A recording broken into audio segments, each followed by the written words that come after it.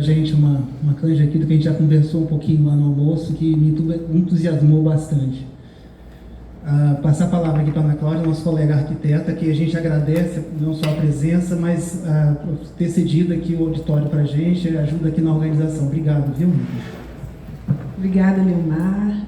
Eu que agradeço, né? Tão bom ter na nossa casa um evento tão importante como esse. Queria cumprimentar todos à mesa, né? E muito feliz também por ver a diversidade de atores que tratam a questão habitacional de uma maneira, cada um, né, com a sua perspectiva, mas eu entendo que só assim a gente consegue ter boas soluções, não soluções que a gente vai achar bonito no livro, mas que a gente vai conseguir efetivamente colocá-la em prática, que acho que é o anseio de todos nós. Fico muito feliz de ver a casa cheia aí, estou vendo aí Sônia, uma referência para mim aí nas questões habitacionais, tá Lucas, não vou falar o nome de todo mundo aqui, o negócio vai ficar feio. Mas a gente como arquiteto se reconhece, né, nesses processos todos. Turma de Vila Velha que eu trabalhei um tempo, parte da nossa equipe de Vitória também está aqui, de assistentes sociais e arquitetos que trabalham nessa área da habitação. Enfim, os desafios são muitos mesmo, e acho que cada um aqui deu um pouco da fala na sua perspectiva das dificuldades que a gente tem no município.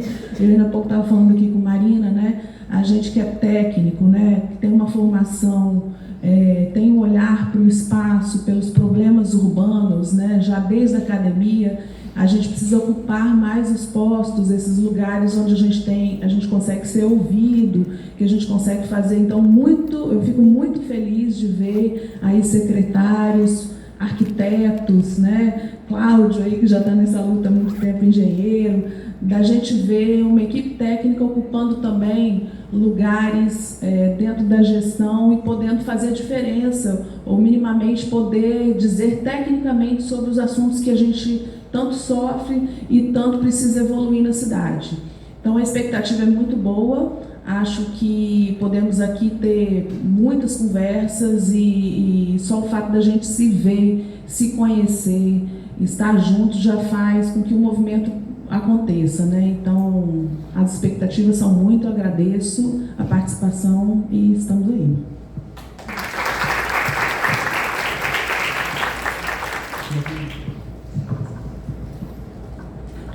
Boa tarde, saúdo a todos da mesa e agradeço especialmente o convite da Cal, que a gente acolheu muito calorosamente. Me apresentar, diferente da maioria, eu acredito, eu sou estudante, como a maioria de vocês, mas eu sou estudante da licenciatura e me coloquei, né, nesse lugar de discutir o espaço urbano através do Movimento Nacional de Luta por Moradia. E a ideia também é vir aqui e apresentar o movimento para vocês, que é um movimento que ele vai se colocar contra a perspectiva da especulação imobiliária, que por vezes vai, né, cuidar das famílias na perspectiva da construção do imóvel, na perspectiva da restauração do imóvel, né? Às vezes na perspectiva da restauração do imóvel após o despejo. Então é muito importante que a gente consiga conectar, né, todas essas entidades, né, desde os estudantes, os professores, em especial a saúde da professora Lara, que já atua com a gente. Então conectar e ter a compreensão de como projetos como esse mudam a vida dos ocupantes das ocupações, um pouco redundante, mas me permitem, mas é nesse sentido de como a gente atua, não só pelo direito à moradia, mas pelo direito de viver bem, né, no espaço onde se ocupa, de viver de maneira digna, com saúde, com todos os direitos que todos os demais ocupantes da cidade têm. Então a gente também vai discutir o direito à cidade. Então, agradeço novamente.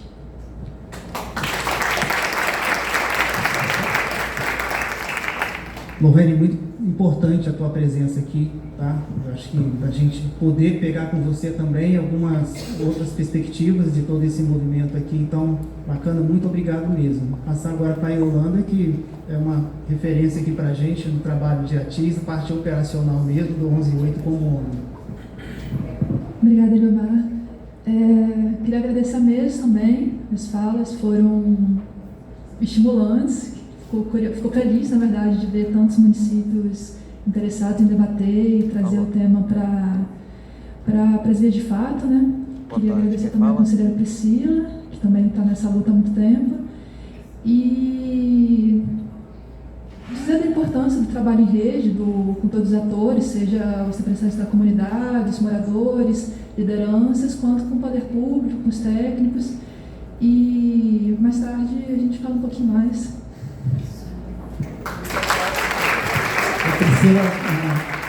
Agradecer a Priscila, né, por ajudar a gente na organização, porque ela falou pouquinho, porque ela tem uma palestra específica sobre isso, então ela vai ter bastante coisa para falar junto com a equipe aí da 11/8, né.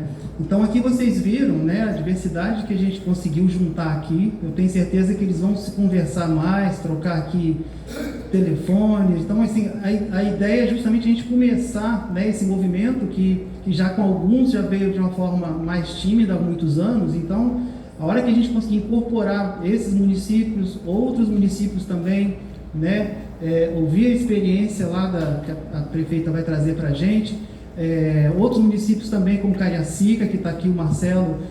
Obrigado, Marcelo, pela tua presença. O de Viana também, a secretária Gabriela, que infelizmente não pôde vir, mas ela tem um trabalho muito forte nessa área, no sentido de ATIS. Ela teve que fazer uma cirurgia, não pôde estar aqui, então a gente agradece a todos eles. Eu tenho que lembrar também dos assistentes sociais que estão aqui, que são agentes importantíssimos, né, lá na frente, né, para conversar com o arquiteto. Ele chega praticamente depois que o assistente social chegou lá e já estudou o terreno, mapeou lá no território, né, para o arquiteto poder entrar. Então é sempre bom lembrar desse profissional, de outros também que atuam, né? A gente tem advogados, engenheiros também, né? Mas aqui no geral o que a gente conseguiu aqui, a gente entende que esse evento aqui é um startup, é o começo de uma conversa, né? Então na nossa dinâmica aqui hoje, a gente vai dar sequência. O Cal vai apresentar aqui alguma coisa que tem feito, nós vamos mostrar para vocês o que a gente está lançando aqui hoje, a cartilha, a Luciene vai apresentar para a gente, e nós vamos apresentar o cronograma do edital de ATIS 2023, né, onde o Conselho vai buscar aí atender juntamente com a Defensoria Pública, mas atender, a gente vamos passar atendendo os 80 famílias. Esse ano a gente espera crescer pelo menos uns 10%, chegar aí perto das 90 famílias, né? Vamos tentar isso daí, e aí a gente mostra esse avanço. Eu vou aproveitar aqui, bota a apresentação do carro, por favor, Ju. Tá, pessoal, se vocês quiserem, vamos fazer, vou agradecer novamente a todos vocês. Então, efetivamente, agora a gente vai começar a mostrar alguma coisa aí para vocês, tá? Obrigado.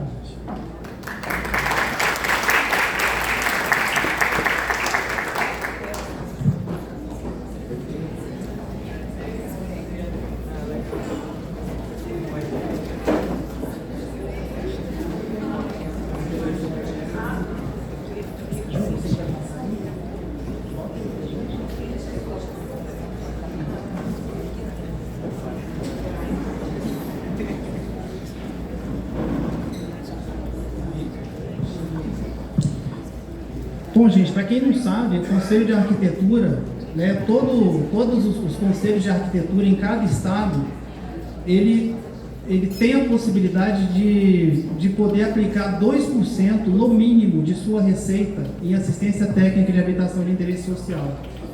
Nem todos os CAUs no Brasil conseguem fazer isso, porque você tem uma logística interna que você tem que movimentar. Nós somos uma autarquia, às vezes é mais complicado de fazer isso, né? Mas o CAU Espírito Santo, há algum tempo, a gente já conseguiu fazer a primeira ação de ATIS, né, que foi em 2019. Você vê que o CAU, ele levou alguns anos para conseguir finalmente implantar isso, ou seja, investir 2% de toda a sua receita A receita que são das unidades dos arquitetos, das RRTs que os arquitetos pagam quando executam os seus trabalhos. Então, desse valor, 2% é separado para a TIS, né? Então, por exemplo, em 2019, na gestão anterior à nossa, foi feito um convênio, um edital, junto com a Universidade de Vila Velha, no programa que eles têm lá chamado Adote uma Casa, né? E aí a gente tinha essa casa aqui, né? Se dá para ver a condição que ela estava, e com esse investimento, né, contratou-se um projeto, mais a execução da obra, o pessoal da UVV fez um trabalho fantástico, né? Eles conseguiram também um valor de outras fontes de renda, né? Que às vezes nem sempre o que o CAL consegue de verba, de dinheiro, eles têm que complementar com outras receitas, né, de outras empresas. Então vocês veem a diferença, né, pontual de um imóvel para outro. E a gente, quando vê isso, eu tive a oportunidade de visitar algumas outras experiências no Brasil. Quando você vê uma casa dessa na comunidade, que ela tem essa recuperação, ela contamina de uma forma bacana o restante das outras unidades próximas, né? A gente vê que o pessoal começa a tomar mais cuidado na hora de fazer uma janela, de posicionar uma esquadria, né, de ter o próprio cuidado no acabamento na construção. Então, ou seja, é um aspecto... a gente tem aqui fiação exposta, né? Então, a Ju está até me lembrando aqui, né, a parte de instalações, que normalmente eles não têm um cuidado, então, isso acaba contaminando de uma forma muito positiva o entorno, né? Então, em 2019, começou-se com esse foi o embrião, que ensinou muita coisa, porque às vezes quando o CAL tem que fornecer o dinheiro, que é feito uma planilha, um negócio bem enjoado mesmo, a pessoa tem que justificar com nota, é uma coisa bem complicada mesmo. E aí, na sequência, começou-se essa aqui, que é a casa do seu Ivone, né? Então, essa aqui era basicamente como era a casa dele. Eu acho que o pessoal da 118, talvez, que estava à frente disso aqui, vai poder explicar melhor todo esse processo aqui hoje, né? E ali, depois de muita batalha, eu acho que foram 2 anos, né, de obra, né, de conseguindo verba, uma parte do CAL, uma outra grande parte eles conseguiram através de 8 receitas. Vocês vejam a diferença, né, da moradia das 2 casas, né? Eu tive a oportunidade de estar lá uns dias após a entrega, né? Você vê a qualidade, a felicidade, né, deles de ter essa questão da construção, né, a qualidade. Então vocês veem assim, a gente foi fazendo o que dava, uma parte embrionária, mas outros agentes, né, já estão a luz à frente da gente, eles já estavam na comunidade, a 118 já estava atuando nessa comunidade há muitos anos, então a gente entrou assim meio de carona com eles, né? Esse aqui já foi 2022, aí já entrou a Defensoria Pública, que a Marina, a gente conseguiu, né, assim, alinhar todas as vertentes de uma ação que foi a regularização urbana, né, feita no bairro Belvedere, que nós atendemos 80 famílias, né, que foi um negócio, assim, a gente conseguiu, através do edital, contratar 8 arquitetos e arquitetas.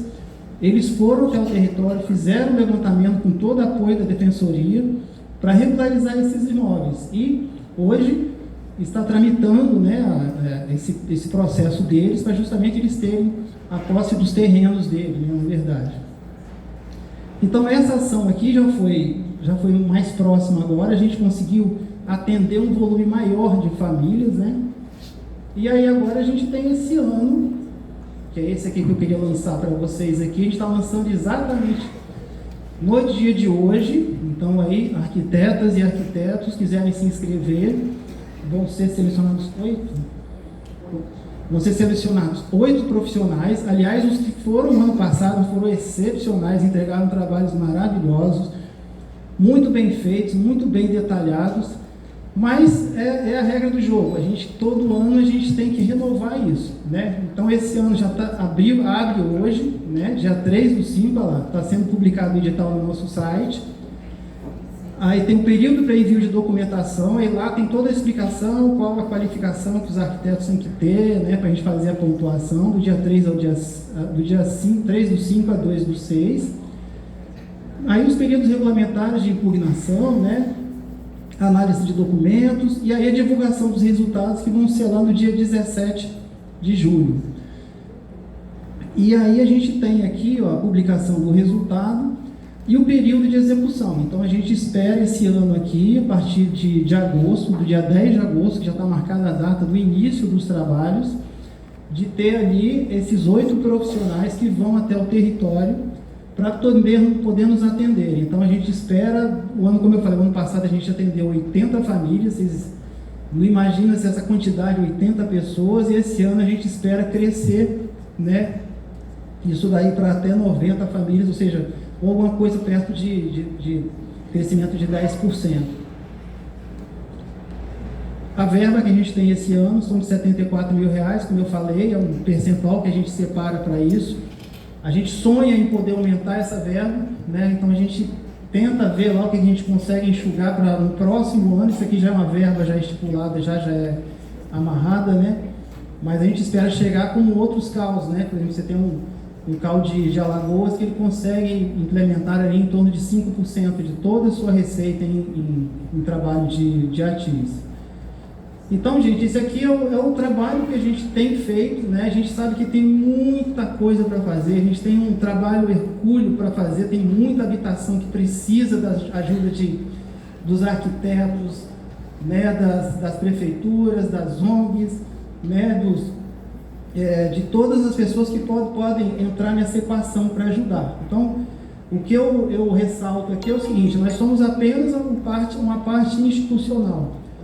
Mas a gente louva muito as ações dos profissionais que estão lá no território, que estão lá no campo, né, as ONGs e as prefeituras que têm essa iluminação de poder abraçar essas pessoas e a gente descobrir esse caminho. A gente precisa descobrir um instrumento com que as prefeituras consigam contratar mais esse tipo de serviço, para poder, assim, não só o CAU, né, poder puxar isso, mas as prefeituras que têm ali a receita, poder buscar isso aí melhor e aumentar essa coisa essa questão da habitação social. Então, assim, eu agradeço muito novamente vocês terem visto isso aqui. A gente divulga sempre nas nossas redes sociais essas ações, o que as ONGs estão fazendo também, as prefeituras, para justamente a gente poder horizontalizar todo esse bate-papo, essa conversa aí. E a gente procura também, a gente vai apresentar para vocês aqui, a Luciane vai apresentar para vocês aqui um material gráfico que a gente trabalhou aqui, né, em parceria com a Defesa Civil de Vila Velha, que também é mais uma gotinha nesse oceano para a gente divulgar essa questão da habitação social, né? Passar aqui. Vai ser o mesmo território?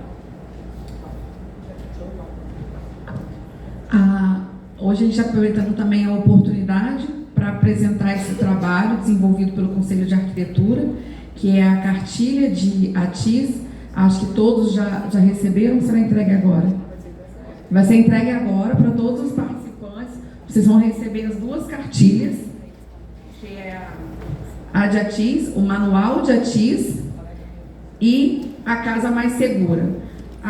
Na cartilha no manual de ATIS, a gente traz algumas informações mais detalhadas sobre essa trajetória de ATIS dentro do Conselho, com os primeiros casos práticos, que em 2019 Adote uma Casa, depois a Casa do Seu Ivone, as atuações mais recentes, mas também a gente tem o propósito de jogar uma luz para todos os presentes, para os órgãos públicos, sobre o que é o ATIS, o que é morar com dignidade. Não, esse aqui está no nosso? Traz informação sobre a lei, quais são os benefícios, como viabilizar, quem pode atuar. Então, dentro da cartilha, tem bastante informação para esses primeiros passos. Então, a cartilha ela visa cumprir esse propósito que a gente está colocando aqui hoje, de fomentar, de mostrar que é viável e das políticas. E aí nós também estamos colocando juntinho,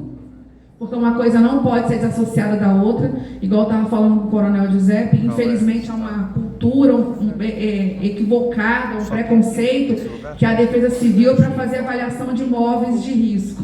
Né? A Defesa Civil ela tem um outro papel, mas a Casa Mais Segura, seguindo os critérios, igual a gente está colocando na cartilha, ela vai mitigar o risco.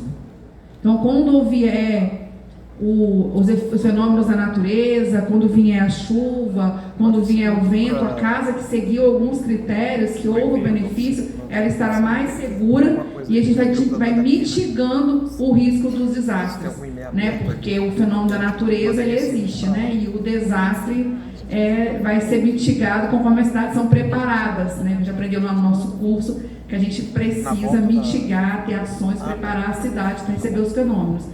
Então, todos acho que já receberam as cartilhas e a gente espera que ela seja o primeiro passo nesses novos lugares aonde nós pretendemos chegar com as ações do Conselho de Arquitetura, através dos movimentos aqui, dos estudantes, da academia e dos órgãos públicos aqui representados.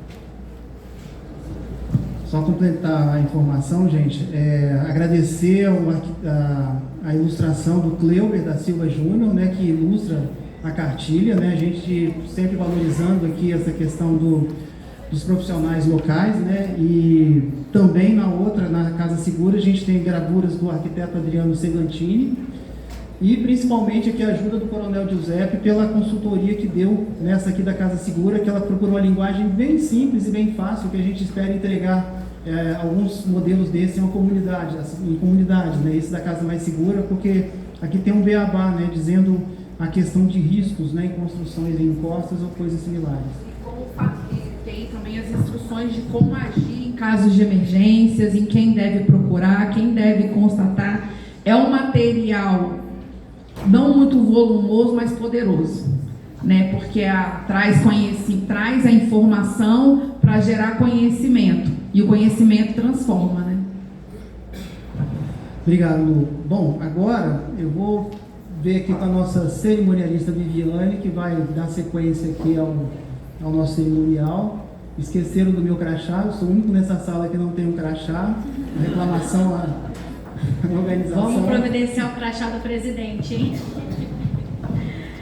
Bom, então a gente vai convidar a fala agora a representante da Prefeitura Municipal de Vitória, a senhora Ana Cláudia Peinô, para apresentar as experiências da Prefeitura.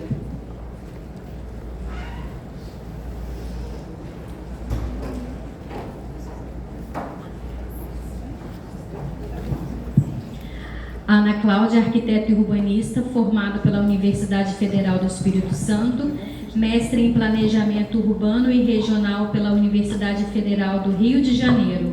Foi docente por 10 anos nas disciplinas de Projeto de Urbanismo e Planejamento Urbano e Regional na Faculdade Multivix, no período de 2003 a 2013.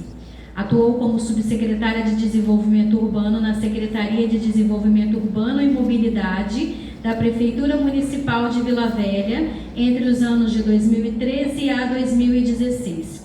Servidora pública efetiva na Prefeitura Municipal de Vitória, com os trabalhos nas áreas de gestão urbana como plano diretor, instrumentos da política urbana territorial e projetos urbanísticos com colaboração nas áreas do desenho urbano, habitação e mobilidade. Ocupou cargos como gerente de projetos urbanísticos e gerente de gestão urbana. Atualmente ocupa a Subsecretaria de Gestão Urbana. Ana Cláudia, por gentileza. Obrigada. Obrigada, pessoal. Quando vai falando muito assim, a gente já vai contando a idade, né? Meu Deus. Bom, pessoal, a ideia aqui é trazer um pouco da experiência que Vitória está tendo com a habitação. Eu pensei numa possibilidade da gente nivelar as informações de todo mundo que está aqui, porque a gente tem um público bastante heterogêneo, de diversos segmentos. Então, a ideia é a gente conversar um pouco sobre o que Vitória tem feito nesses últimos tempos, com um pano de fundo para a gente raciocinar um pouco as questões da ATIS especificamente e do papel, das possibilidades de participação em cada um dos segmentos aqui representados nos processos de política pública que estão em andamento. Talvez eu vejo assim, muitas vezes a gente de fora não consegue avaliar, nem ter tempo, nem entrada suficiente para avaliar o que os municípios estão fazendo nesse tema Então, a ideia é um pouco fazer esse nivelamento de uma maneira bem informal, viu, gente? E vocês ficam também à vontade. Eu não sei se a gente tem muito tempo no meio do caminho de intervenção, mas eu também me coloco à disposição para depois a gente conversar por qualquer coisa específica que vocês queiram tratar. Obrigada, Juliana. Só uma questão de posicionamento, né? E já organizando. Hoje, o tema habitação está dentro da Secretaria de Desenvolvimento da Cidade, que ganhou mais um nome, né? Secretaria de Desenvolvimento da Cidade e Habitação. Essa junção, ela é recente na gestão pública municipal do município de Vitória. A habitação, ela já foi, há tempos atrás, uma secretaria específica. Nos últimos anos, na última gestão, ela foi vinculada à Secretaria de Obras, e hoje ela está dentro da desenvolvimento da cidade, que é onde a gente tem aí o planejamento urbano da cidade. No meu olhar técnico, já que vamos juntar, essa é uma boa junção, assim, a gente aproximar o tema habitação do planejamento urbano. É um desafio para todos nós que estamos na secretaria, atuando há algum tempo dentro da área da gestão urbana, do planejamento urbano, mas é extremamente importante que a gente consiga fazer e atrelar esses temas do planejamento urbano e habitação, porque a habitação ela faz parte da mudança, da ocupação do território, e ela é fundamental que a gente tenha aí um pensamento integrado. Então, a Subsecretaria de Habitação, ela tem duas gerências básicas, né? A de regularização fundiária e a de programas habitacionais. E eu já aproveito fazendo parênteses, a nossa subsecretária de Habitação, a Ellen está de férias nesse período, por isso que eu estou aqui representando, porque a minha caixinha é a caixinha de cara da Subsecretaria de Gestão Urbana. Então, vocês vão ter que me dar uma folga aí, se eu não lembrar de algum dado, de alguma informação aí, mas estou disponível para a gente poder correr atrás disso. Vai, Ju. Então, assim, de uma maneira mais clara, as duas gerências da Subsecretaria de Habitação com as suas respectivas coordenações, né? Então, tem lá coordenação de benefícios transitórios, bônus e auxílio moradia, produção, reconstrução e melhorias habitacionais e uma parte mais gerencial de contratos, né? Um controle mais específico.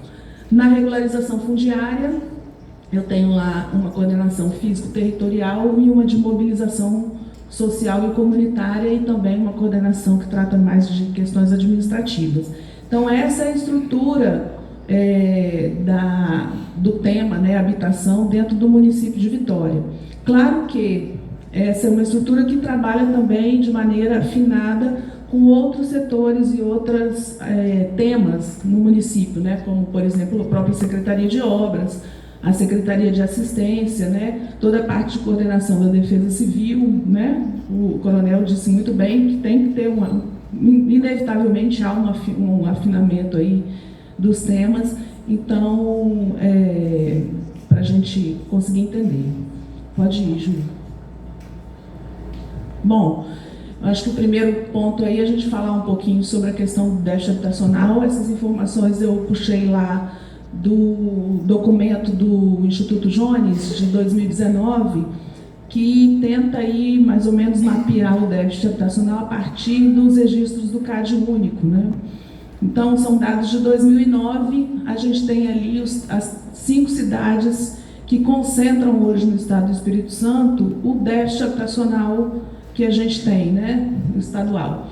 E pelas cidades aí, a gente tem Serra, Vila Velha, Vitória, Cariacica e Linhares, são as 5 cidades com maior quantidade que o déficit habitacional é mais alto, e a gente vê uma característica muito representativa, né, que assim, olhando as cidades aqui, a gente vê 4 delas fazendo parte da região metropolitana, ou seja, essa concentração, esse adensamento construtivo, essa aí oportunidade de emprego, de geração de renda, de desenvolvimento econômico, traz consigo também alguns reflexos, que um deles seria também o déficit habitacional, e o fato também da gente ver atrelado ao processo mesmo de urbanização, processo mesmo de ocupação urbana, a problemática habitacional, né? Então, quando a gente olha as cidades que hoje têm aí o maior número de deficiência habitacional, a gente percebe um pouco dessa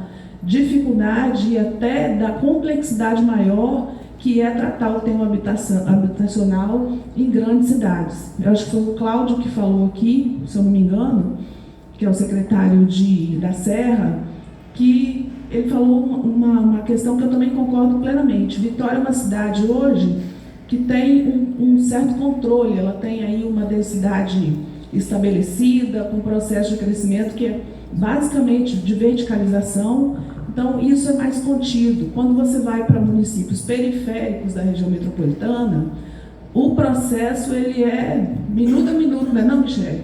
É assim, ó, o bicho pega em Vila Velha, Serra, Cariacica, que são as bordas dessa mancha urbana e que trazem aí uma complexidade ainda maior para que a gente consiga entender melhor esse tema. Em números, a gente tem aí, números de 2019, né? Uma carência de 6.874 unidades habitacionais para o município de Vitória.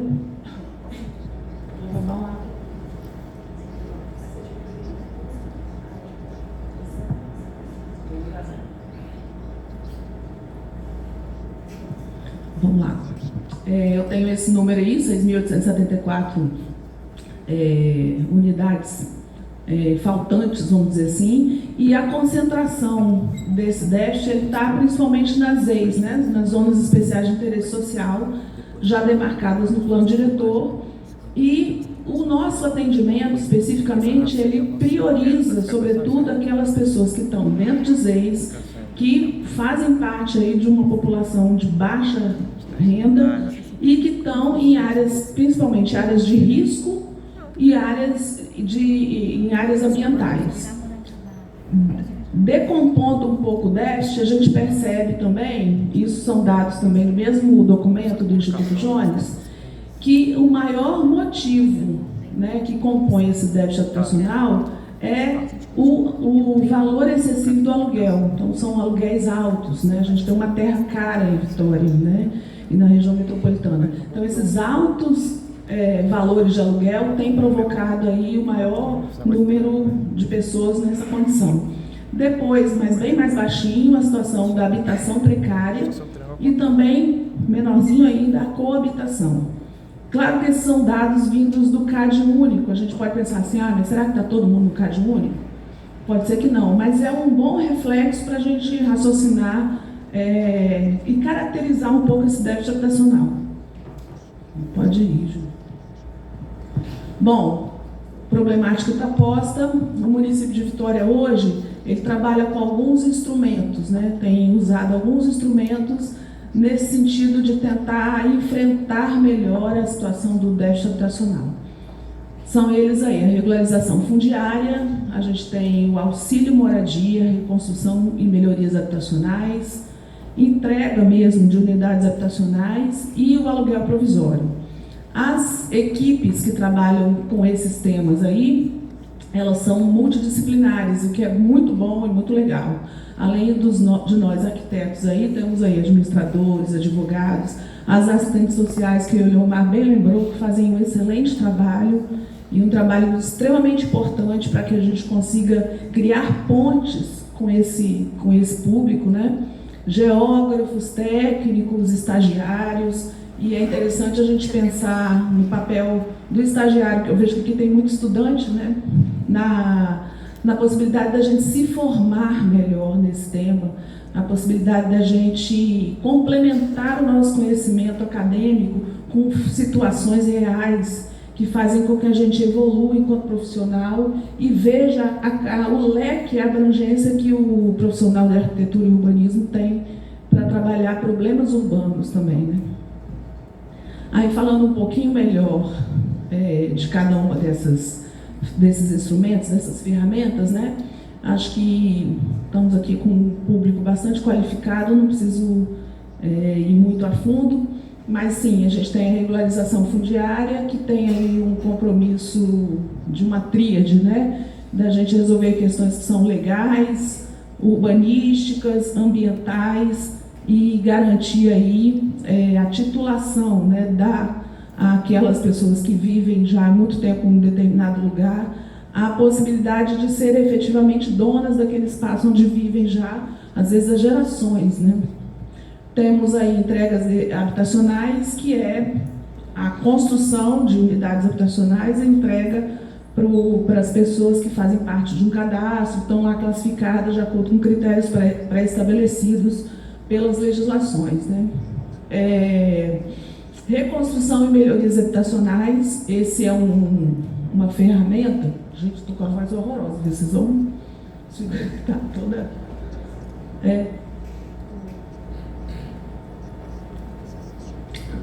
Reconstrução e melhorias habitacionais é talvez o carro-chefe desse momento que a gente está. Muitas entregas foram feitas com esse instrumento, com essa ferramenta que a gente vai ver mais adiante ali. A ideia é mesmo fazer essa avaliação em determinados territórios daquelas famílias que estão numa condição precária de habitabilidade. Algumas com uma reforma na edificação, você já coloca ela em condição de moradia, outras nem isso é possível, você vai ter que tirar aquilo ali mesmo, demolir, construir uma nova edificação em função da situação de precariedade que a edificação se encontra.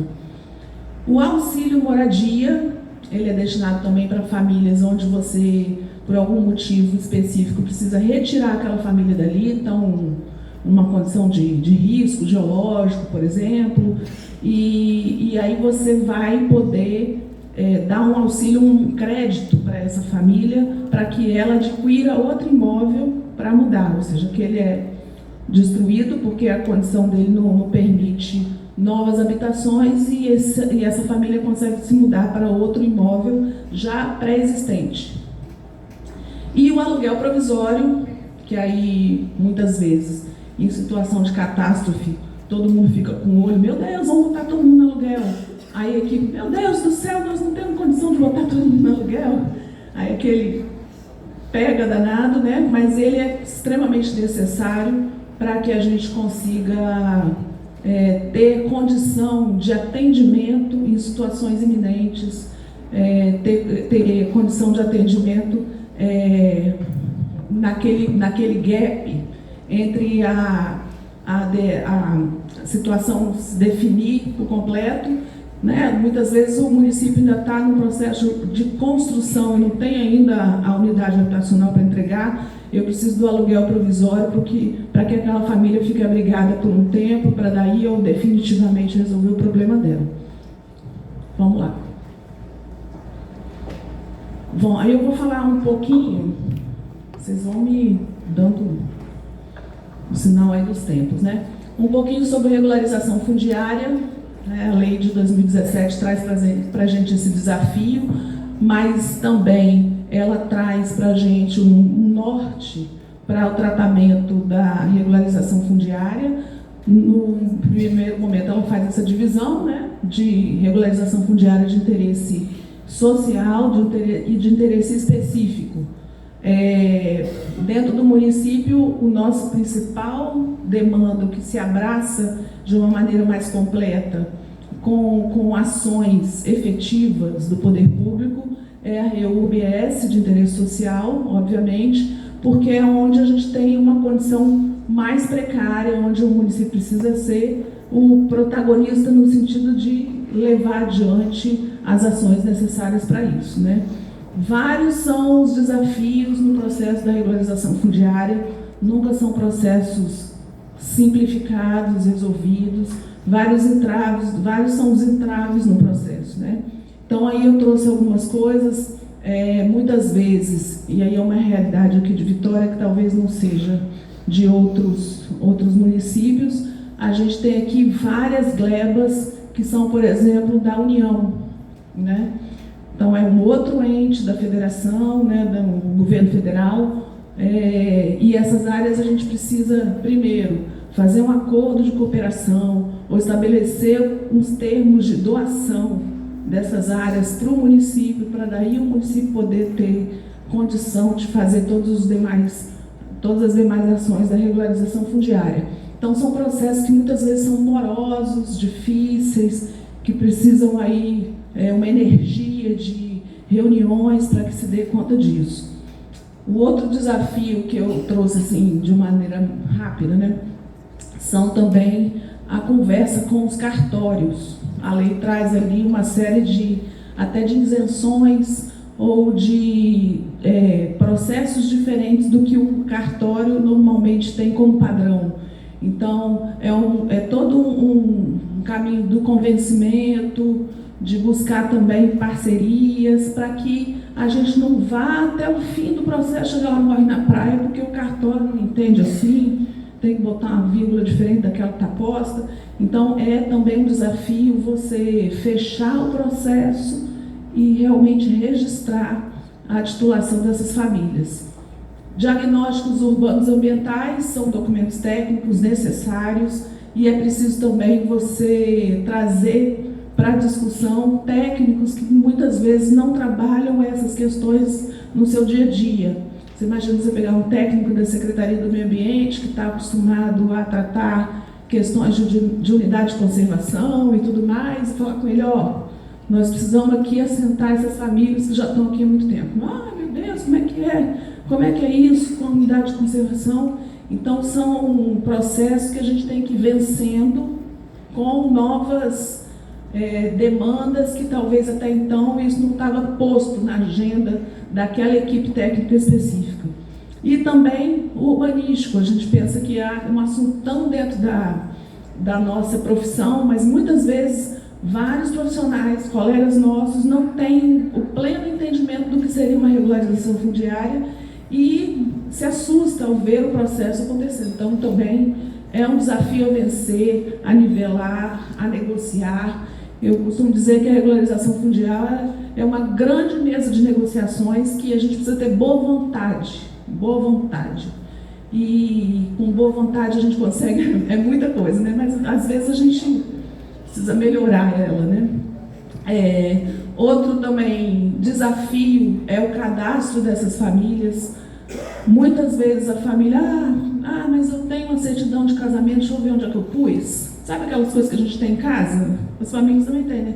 Ih, menino, foi na mala da minha tia que foi para São Mateus, não sei. Aí é uma guerra, né? Tipo assim, poxa, estava quase completando, mas a família não tem a certidão de nascimento do menino. Ou separou, mas não registrou. Eu não quero que minha casa seja do meu marido, que é ex-marido, mas está casado ainda. Sabe aquelas confusões de família, né? Tipo, laços de família, Carlos. Acontece e às vezes traz para a equipe social uma luta, porque esse cadastro precisa ser feito, isso é importante, é o dossiê daquela família que vai ser reassentada. E o processo de convencimento da segurança jurídica que é ter um título. Muitas vezes o morador fala assim, gente, moro aqui há 30 anos, não preciso disso não, gente, vou procurar esse documento, nada. Para que isso? Nunca aconteceu nada. Então, esse processo também, para a comunidade, né, deles entenderem o real valor do título, entenderem por que eu preciso disso, também traz assim, desafios para todos que atuam diretamente no processo, né? Vamos lá. Hoje a gente tem aí esse dado que é interessante. Um título, se eu for resolver fazer o título aí de regularização fundiária sozinho por minha conta, eu vou gastar entre 10 a 15 mil reais. Você imagina que ônus é esse para uma população que está ali ainda lutando com serviços bem mais básicos, né? Então é muito importante o papel do poder público nesse processo. Pode passar, Ju. Bom, dentro do tema regularização fundiária, essas são as áreas que o município hoje tem trabalhado, bairros onde a regularização fundiária já está em curso, né? São áreas ali, e é interessante que a gente tem ainda as referências do Projeto Terra, né? As poligonais estão muito presentes como uma maneira da gente distribuir e entender o território, né? Virou uma unidade administrativa praticamente aí. Então, a gente tem aí no Jaburu, e ali tem lotes tituláveis e número de lotes já emitidos. A gente faz essa distinção porque Outra luta que eu não botei ali, é você achar, ó, o título está aqui do seu José. Cadê seu José? Seu José foi visitar a tia na Bahia, não voltou, cadê o homem? E aí você marca a reunião. Não, se marcar a reunião de manhã, não, Júlio, o povo vai vir. Não, marca no final de semana que o povo vai vir. Não, se marcar à noite, talvez venha. Então a gente tem um número de títulos entregues, mas aí ainda um número alto de títulos que a gente ainda está lá para entregar para a turma, entendeu? Então, temos aí trabalho feito em Jaburu, Forte São João, Santa Helena, né, o morro ali da Garrafa, que é o morro São José Santa Helena, Santa Marta, Santo André e São José, lá na Grande São Pedro. São as áreas hoje que o município está atuando e titulando, né? Então, nesses 2 últimos anos aí, a gente tem esse número de entregas, né, 1.283 entregas, com 2.000 e poucos títulos prontos para entrega. E temos aí projetos em andamento, ainda em fase de busca cartorária, demarcação urbanística, né, são as fases preliminares do processo de regularização nesses bairros, Resistência, Universitário, os bairros da Poligonal 3, que são centro, né, Santa Clara, Piedade, Poligonal 10, Conquista, Redenção, Ilha das Caeiras, Maiortis, Poligonal 1, com São Benedito, 2 com Romão, 2 ainda Cruzamento e Grande Vitória.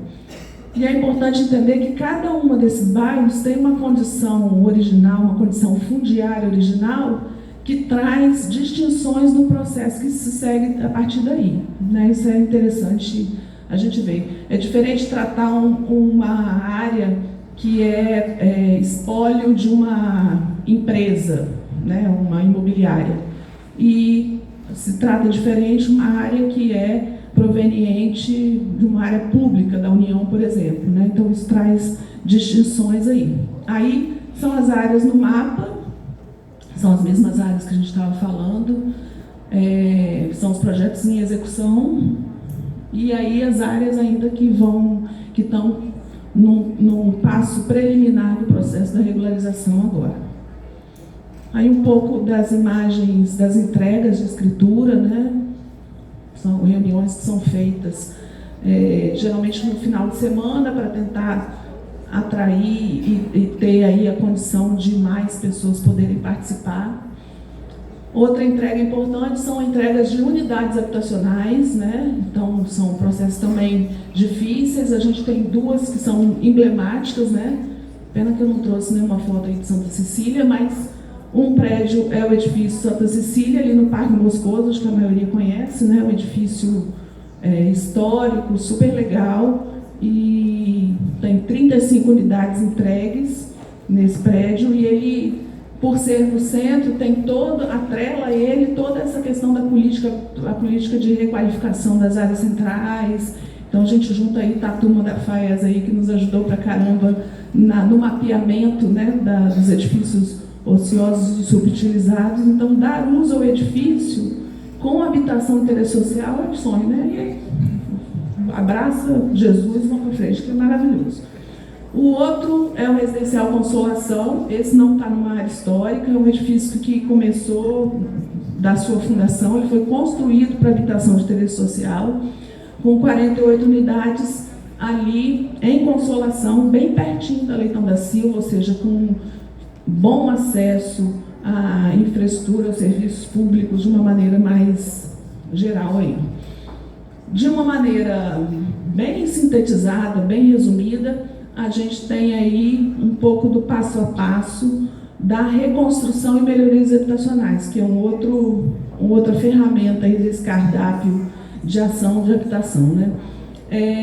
A gente precisa, nesse caso, a gente deu um nome para esse projeto, né? Está sendo chamado de Casa Feliz e Segura, e ele é um projeto que tem não só reconstrução e melhorias numa construção já existente, mas ele atrela também a execução de contenção de risco, né, de áreas ali com riscos geológicos. Então também há uma participação grande da Secretaria de Obras nesse programa. Então, a contenção de encostas e também a reconstrução ou a melhoria habitacional. Esses são um pouco os números, né, de reconstrução e reassentamento que a gente teve aí nesses 3 anos, né, 2021, 2022 e 2023. São os dados dessa gestão agora, né, do prefeito Pasolini. Então, a gente tem de reconstrução na Poligonal 1, 14 unidades, na Poligonal 2, em Conquista, são 33 unidades, então tem 47 casinhas entregues, né? Falo casinha assim, mas às vezes sobrado, de acordo com o que está estabelecido. Aí só volta um pouquinho, Ju. Eu acho que tem um ponto que eu fico pensando sempre na TIS aqui nessa história. Quando a equipe vai a campo e faz lá o levantamento, cadastro da família, avaliação de como está a situação da casa, também é elaborado um projeto que tem um aceite do morador. Então, há uma oportunidade aí para a gente pensar as questões da TIS, né? Ou seja, há um processo da gente submeter ao beneficiado o projeto aí, beleza? Bora, vamos tocar? E daí a execução é feita. Aí, sim, os números, né? Então, temos as reconstruções e os reassentamentos, que basicamente foram esses dois edifícios ocupados. Então, aí uma entrega já de 131 unidades. Há um desafio, as meninas estão corajosas, estão animadas, né? Há um desafio até 2024 a gente ter 1.500 melhorias, né? De melhorar mesmo a edificação das pessoas e a gente chegar ao número de 200 reconstruções. Então, no 131. Vamos lá, vamos ter fé. O céu é o limite. Não, e não acaba, né? Você pode, quando você atingir a meta, você pode... Vão. E aí, um pouco das imagens, eu fiquei com muita dó, porque eu estava com umas imagens super legais da reconstrução, do pessoal da comunicação, e aí dava para ter um monte, assim, é muito legal participar desses momentos, né, quando a pessoa recebeu a casa, dá uma chave na mão, tá aqui sua casa, cara. Eu fui numa no ano passado, super interessante, a senhora, uma felicidade que ela ia poder fazer a ceia de Natal com a família na casa. Olha só que maravilhoso. Então a gente tem... A vida é dura, né, não, meninas? Mas a gente é muito, muito recompensado quando a gente participa desse processo na vida de famílias que tanto estão lutando para viver bem, para viver legal, né? Aí, viu? 9 anos para você chegar numa situação um pouco, né, melhor. Daí o auxílio moradia também é um programa, uma ferramenta bastante interessante. Nesse caso não tem reconstrução nem melhoria. O próprio beneficiado pode achar um outro imóvel e a equipe vai lá ver se o imóvel tem condições de habitabilidade, de segurança, estabilidade, e aí o dono do outro imóvel recebe um crédito. E, recentemente, o município ampliou esse crédito. Ele era até o limite de R$60 mil. Você tinha que achar um imóvel que custasse isso, ou que mesmo que custasse mais, que você receber 60 mil ia ter que dar uma engordada nesse recurso para comprar. Então, recentemente, o município aumentou de 60 para 100 mil reais. E isso é um reflexo da dificuldade da gente achar imóvel aqui em condição de ser habitado num preço baixo. Precisa ser, a gente tem que ter condição e capacidade mesmo de garantir a compra de imóveis nos valores que temos dentro de uma condição digna de moradia. Não dá para também sair de uma situação ruim e para outra igual, né?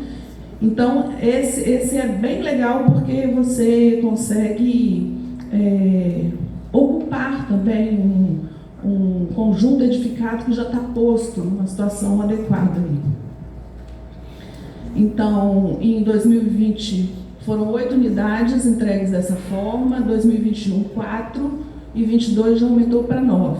O o aporte de investimento nisso aí está posto ali, quanto que custou isso para os cofres do município, né? E aí a gente fica mil possibilidades, né? Comparar assim, né? Será que isso vale mais do que construir? Como é que é? Então essas reflexões, elas são necessárias e importantes para que a gente evolua nos processos, né? Então, a meta lá também, até 2025, a gente ter aí 100 linhas de crédito distribuídas dessa maneira. Aluguel provisório, para a gente fechar o balão, como eu disse, é um instrumento necessário. Dificilmente a gente consegue trabalhar sem ter alguma coisa nesse sentido, e isso muda um pouco de nome nos municípios, né? A Vitória chama de aluguel provisório, mas, enfim, os nomes são variados, mas a ideia é exatamente essa, ter uma capacidade para abrigar uma certa quantidade de famílias de forma temporária. E o desafio dos municípios é que isso efetivamente seja temporário. Para que isso seja temporário, a gente precisa andar com os outros produtos habitacionais para não ter uma solução definitiva para os casos que são apresentados ali. Então, a gente tem tentado diminuir esse número de famílias que estão em uma situação temporária de aluguel provisório. Por que vai diminuir tirar a pessoa? Não. Quanto mais a gente diminuiu, mais a certeza que a gente tem de ter realmente resolvido, dado uma situação definitiva para aquela família, que é o mais adequado, mais importante. E também estão ali os aportes financeiros que foram desprendidos para essas ações.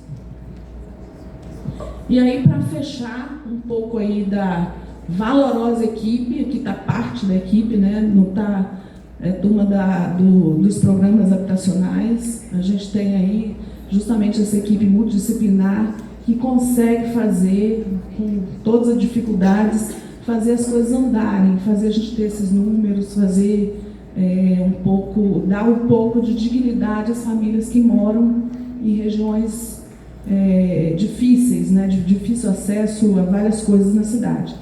Então, acho que é uma valorização dessa equipe que é brava, viu? E é isso, pessoal. Tá? Pouco panorama. Obrigada. Estou à disposição. Ana, peraí um minutinho, obrigado por tudo. Acho que a gente vai abrir aqui rapidinho, se alguém quiser fazer alguma pergunta, porque a gente tem um coffee break que já está pronto lá fora para a gente comer um pouquinho, para voltar daqui a pouco, né? Mas eu gostei muito dessa imagem final que você mostrou a equipe, né? O que está por trás desse trabalho. Então, as pessoas que são aqui da equipe de prefeitura sintam-se saudadas, porque o trabalho, né, operacional, vocês ajudam e têm ajudado bastante. Então, gente, a gente tem aqui, acho que uns 15 minutinhos para fazer algumas perguntas e aproveitar aqui a Ana para responder. Alguém tem alguma pergunta? Já levantaram o braço lá atrás, outra aqui. Vou pedir para o Pedro. Tá. Pedro Jamil.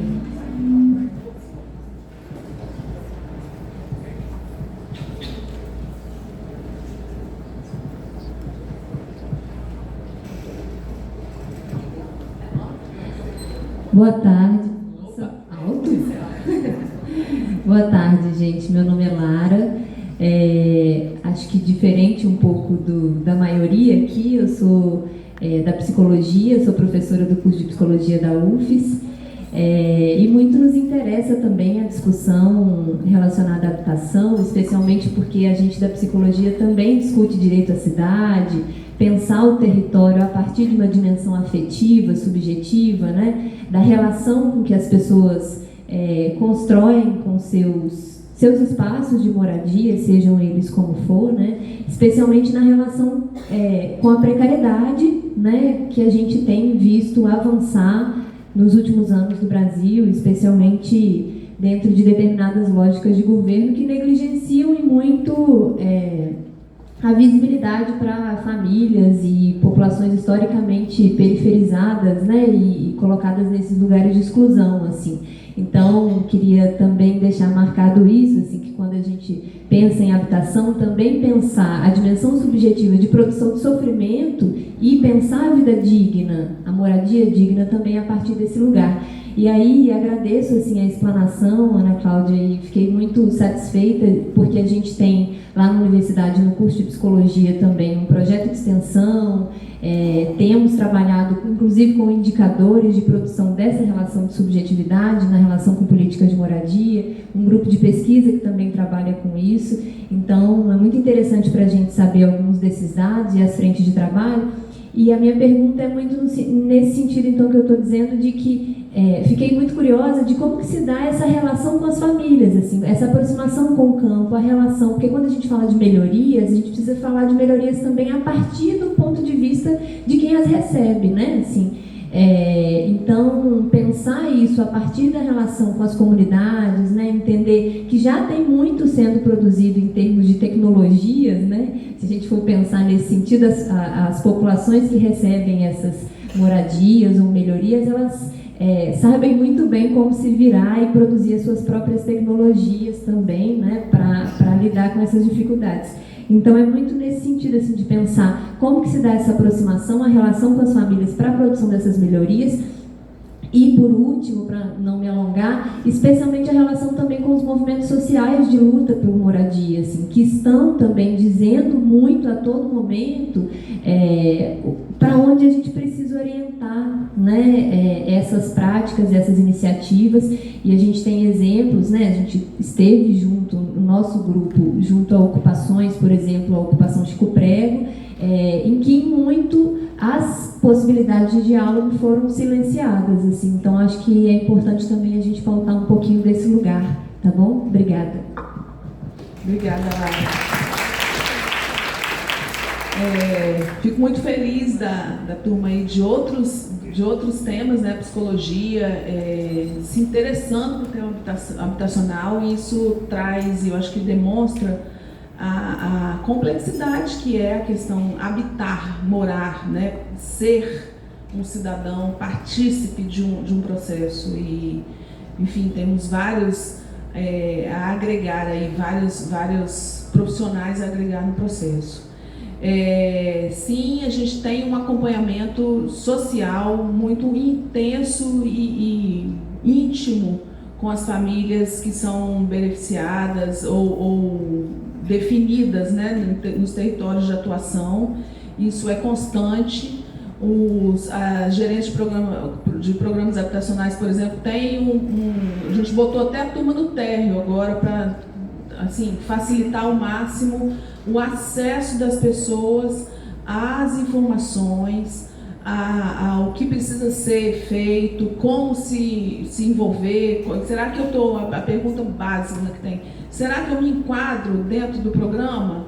Então essas perguntas a gente precisa, e claro, melhorar cada vez mais a possibilidade de dar acesso às pessoas às informações. Então há esse acompanhamento muito presente das equipes, tanto de receber as famílias lá no SIAC, né, a gente fica na Enseada do Suá, não nesse prédio da prefeitura, quanto de também ir aos locais, né, de fazer visita, estar constantemente nas áreas de atendimento. Então essa é uma relação íntima. Creio que a gente precisa muito melhorar a relação com os demais atores no processo. Vejo que hoje, e vejo isso com muito bons olhos, a gente vê a participação do terceiro setor na questão habitacional, a gente vê uma chegada mais próxima da academia ao tema. Acredito muito nessa força, nessa sinergia que é possível ser gerada a partir disso.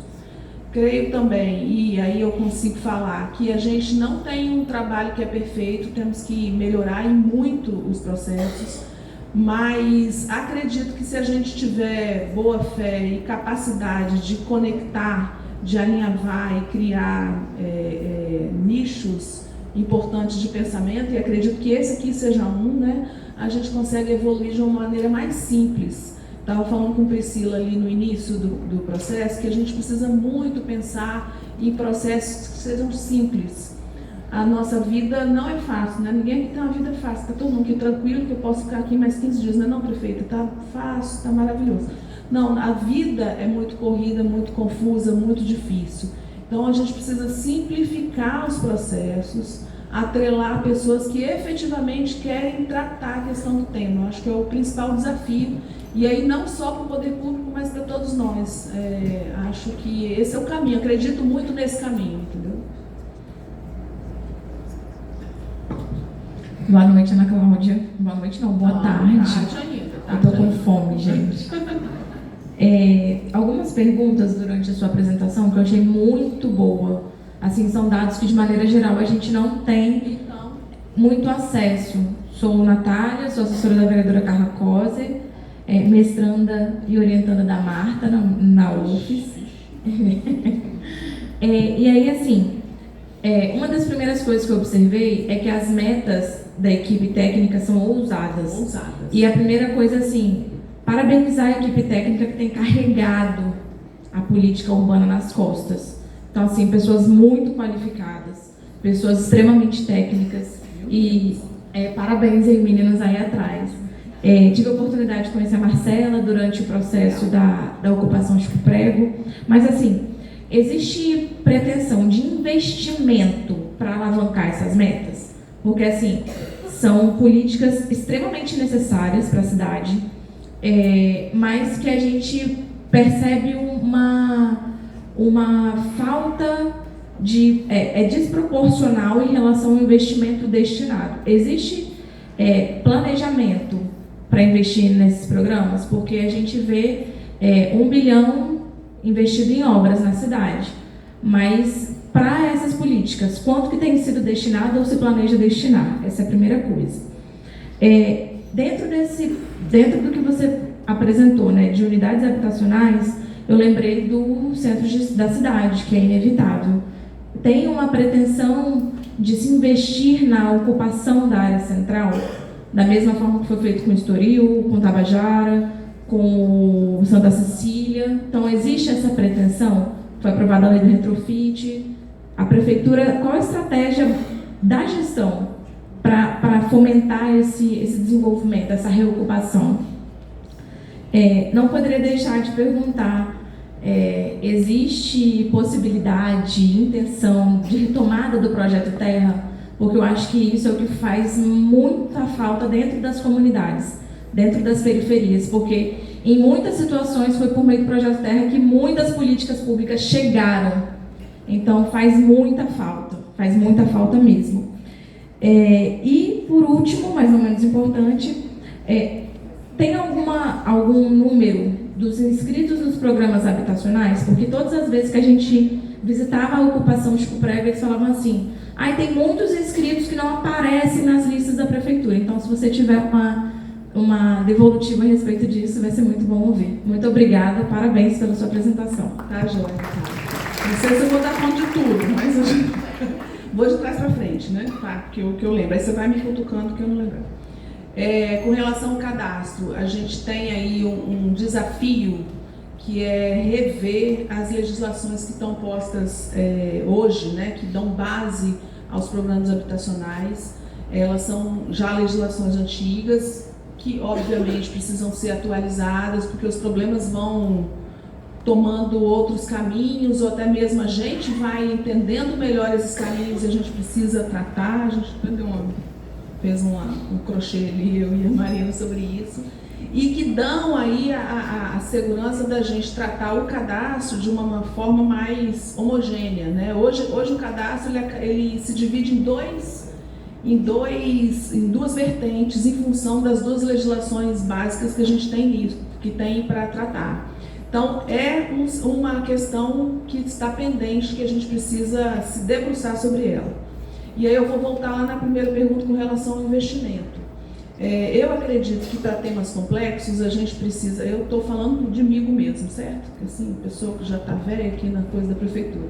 A gente tem aí 3 questões que para mim precisam ser convergentes para que a gente tenha políticas sólidas, né?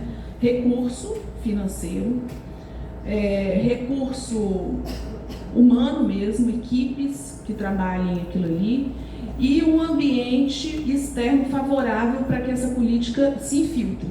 Eu acho que a nossa vida de servidor público, ele está em ciclos, e aí o Zé está aqui que pode falar melhor disso do que eu mesmo, que já está aqui há mais tempo do que eu. A nossa vida vive num ciclo onde a gente tenta equilibrar essas três esferas. E às vezes a gente equilibra e vai, às vezes o troço está desgovernado e a gente não consegue ir. Atualmente, a gente tem uma boa capacidade de investimento. Você bem lembrou do bi, né? Esses valores todos que eu citei aqui, eles já são frutos dessa capacidade de investimento do município, porque também é um momento ímpar dentro de uma gestão pública, no sentido de que muitas vezes a gente precisa correr atrás de fontes de financiamentos externos, ou um dinheiro do governo federal, dinheiro da União. Então, nós hoje temos uma condição favorável de ter recursos do próprio município para aporte dessas obras, e essas obras, elas foram desenvolvidas, são frutos dessa capacidade. Precisamos melhorar a nossa capacidade metodológica de trabalhar as questões? Precisamos, né? Precisamos garantir permeabilidade das políticas. Acho que esse aqui é um ponto extremamente importante para que isso aconteça, da gente começar a ver, a ter um painel do que está acontecendo e a gente conseguir atrelar e costurar algumas possibilidades. E aí o município está muito aberto para isso. E aí é uma posição minha mesmo dentro desse processo, que assim, é de ser bem honesta. A gente é maravilhoso, mas a gente não consegue perna para isso agora, porque se eu fizer isso agora, eu paro aquilo ali. Então a gente tem que ir costurando a questão na forma que é possível, que dá. O que eu tenho a dizer é que é uma equipe muito aguerrida, com muita vontade de entregar e de fazer, né? Isso é fantástico. Nós não estamos ali, que era meu medo, né? Quando eu passei no concurso, eu morria de medo de virar aquela funcionária Plux Platizum, ficar carimbando papel, sabe? Aquela coisa, você vai caveirinha, carimbando papel. A gente não tem essa equipe, graças a Deus, e tomara que a gente nunca seja essa equipe. Então, isso já é muita coisa dentro do processo. Aí, falando do centro, ver se eu estou indo na ordem certa. A princípio, agora, nesse momento, a gente não tem nenhum edifício com investimento do poder público em andamento, em desenvolvimento para a habitação lá. A gente tem uma série de discussão aí que vai, principalmente com relação ao perfil daqueles atendidos, né, uma discussão técnica que a gente precisa mesmo aprofundar, e a equipe aqui e o público é bastante qualificado para isso, da capacidade, do feedback que a gente tem de pós-ocupação dos moradores desses edifícios, né? Então, há algumas perguntas ainda sem respostas, assim, será que o perfil que nós estamos atendendo, ele é compatível ao produto habitacional que está sendo entregue? Talvez o cadastro consiga trazer para a gente uma possibilidade de distinção que a gente atenda melhor essa situação, né? Hoje a gente tem ainda, porque todos esses prédios entregues, eles ainda estão sob tutela do município, então você tem ali uma relação com os moradores ali, e muitas vezes a situação não é muito fácil, então há um pensamento disso. O que é legal, o que eu acho que a gente precisava explorar de uma maneira mais importante, é justamente na lei do retrofit, a possibilidade da gente fazer consórcio imobiliário para habitação de interesse social. Isso está posto na lei.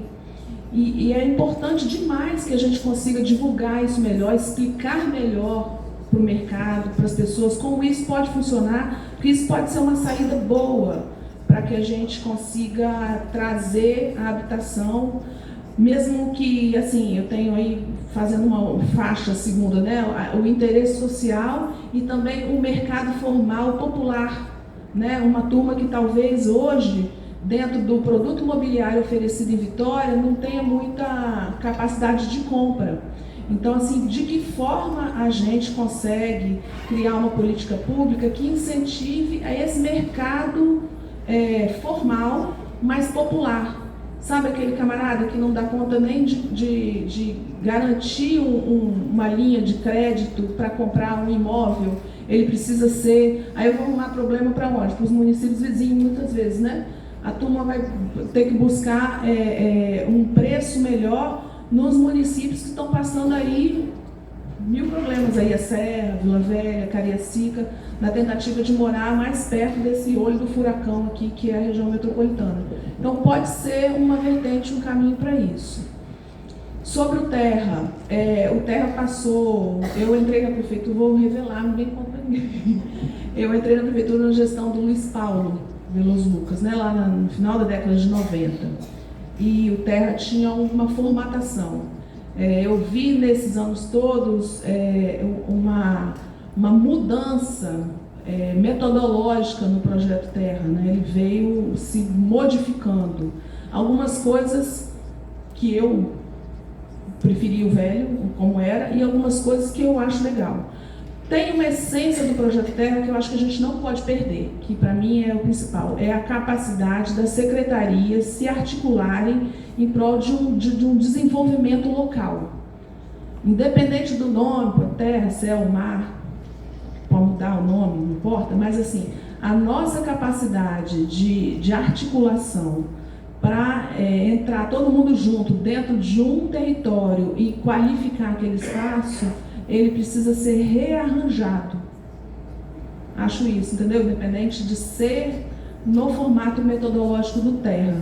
Porque eu acho que também o tempo e o espaço, ele cria novas questões, cria novos caminhos e outros pensamentos, né? Então eu fico vendo, a minha geração é diferente da geração de vocês, que talvez tragam novidades, que eu nem pensei nisso.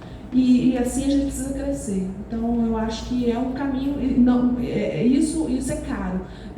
Garantir, e não é uma tarefa, é um desafio, uma tarefa super desafiadora.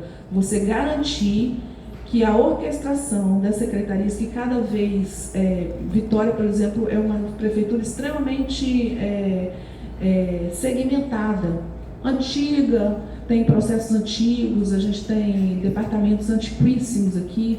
Eu tive a felicidade de trabalhar, por exemplo, em Vila Velha. E termos práticos no dia a dia. Precisamos falar com o procurador. Você batia assim, ó, no drywall. Aqui, se você... As estruturas são tamanhas que às vezes... Quem é o procurador mesmo, menino? Porque é grande, assim, no sentido de espalhado, né? E com atividades muito distintas. Então é um desafio para a Vitória, sabe? Ninguém solta a mão de ninguém, a gente ir junto para o mesmo canto. É um desafio. Foi tudo, Natália? Faltou o quê? Foi? Só se não é retorno, não. Só se tem intenção de retorno ou não. Não nesse formato Terra, eu acho que não. Assim, acho que a gente precisa pensar em novos modelos. Assim. Tem iniciativas. Esse Casa Feliz e Seguro é uma iniciativa de CEMOB, tudo bem, a habitação saiu daí, mas a gente precisa de vocês aqui. Ó, contenção de costas tem que andar junto com a habitação nesse programa específico. E a gente precisa fazer essas junções. Acho eu, não estou respondendo aqui pela gestão, assim, eu estou num cargo bem técnico e fora da minha zona. Gente, a gente está aqui em cima do horário. Agradecer muito a Ana Cláudia por toda a explicação. Papo reto, direto, conversou na sintonia, linguagem que a gente está vendo aqui, né? A gente vê o tamanho que é, você mostrou os números aí, grandiosos e tal. Méritos também para você, a equipe toda que te dá esse suporte aí, né? Então agora nós vamos, gente, chegar com um coffee break agora, 20 minutinhos, tá? A gente volta aqui na sequência, nós temos aí muita coisa bacana. Tem a UFES, tem a ONG 8 e a prefeita aqui que vai dar pra gente aqui uma canja das ações dela.